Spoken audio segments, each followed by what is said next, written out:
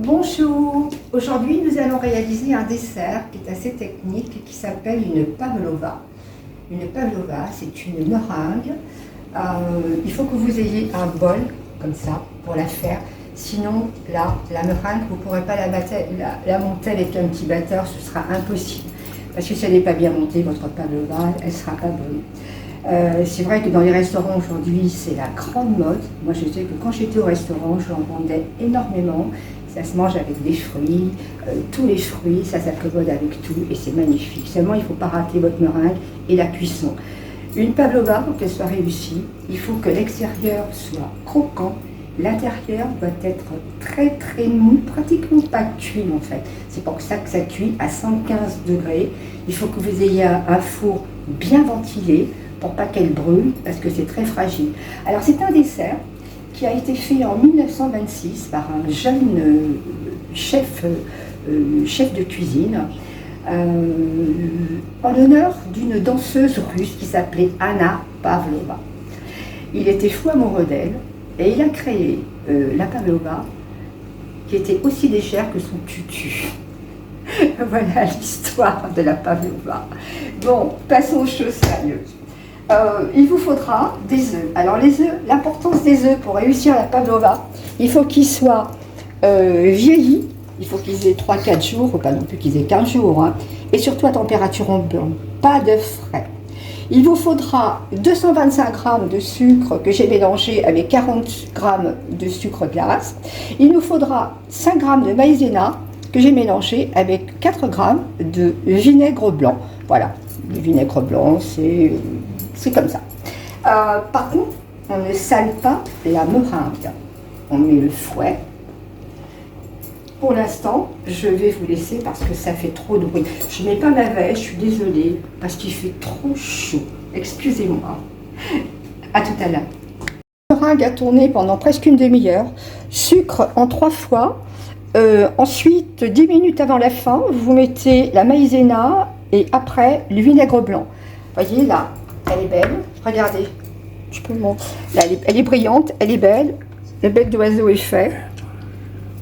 Là, je vais la mettre en poche. Quand vous faites des pâtisseries pour pas que ça crème pâtissière, etc., vous faites ça et vous enfoncez.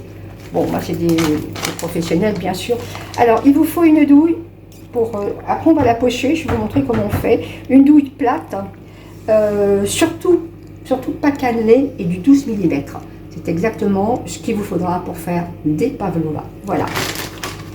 Mais bien fermé, sinon ça va sortir. Alors moi, fortune, je fais ça. Donc maintenant, je vais mettre... Alors, on va arrêter. Je vais mettre ma meringue dedans. Et après, on va pocher ensemble. Donc, vous voyez, on prend la poche comme ça. On va jusqu'au bout. On prend jusqu'au bout. On serre bien. On prend la main, on prend comme ça, et là on va pocher. Alors moi, je vais faire des petits ronds. Je fais comme je faisais au restaurant. Voilà, on a le petit bec au-dessus. Formidable.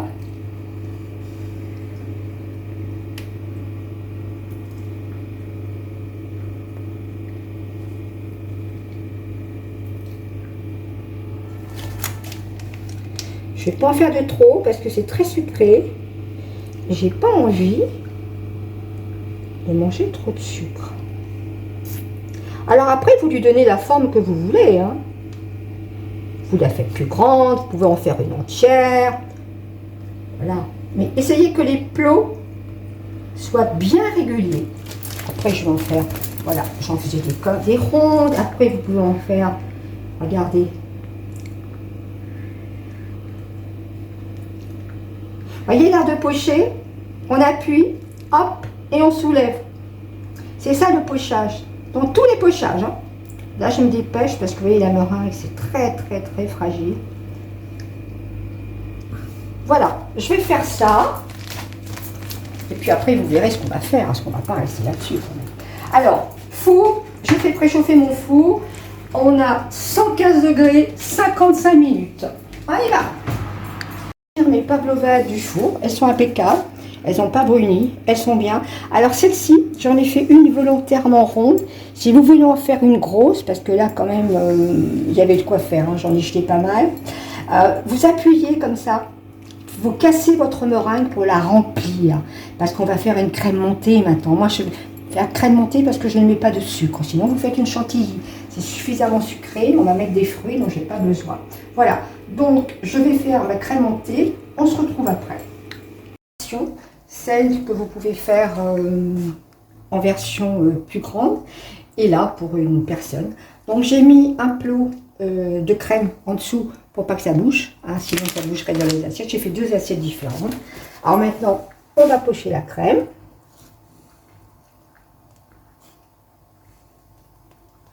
Là, on va être généreux. La personne qui va la manger va être super contente.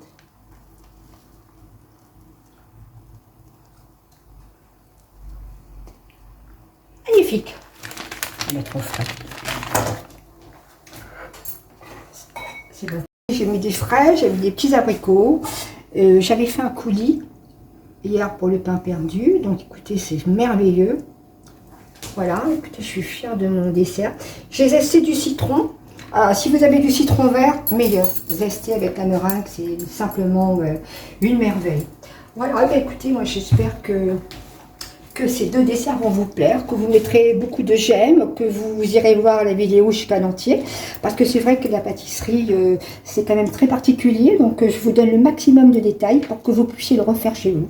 Si vous avez des questions à me poser, je suis entièrement à votre disposition. Eh bien, écoutez, Marie-Josée, j'espère que tu mettras un petit commentaire, hein, que tu mettras pas simplement un petit j'aime, parce que ça, c'est fait pour toi quand même. Hein. Je t'embrasse, ma chère. Allez, je vous embrasse à tous, au revoir.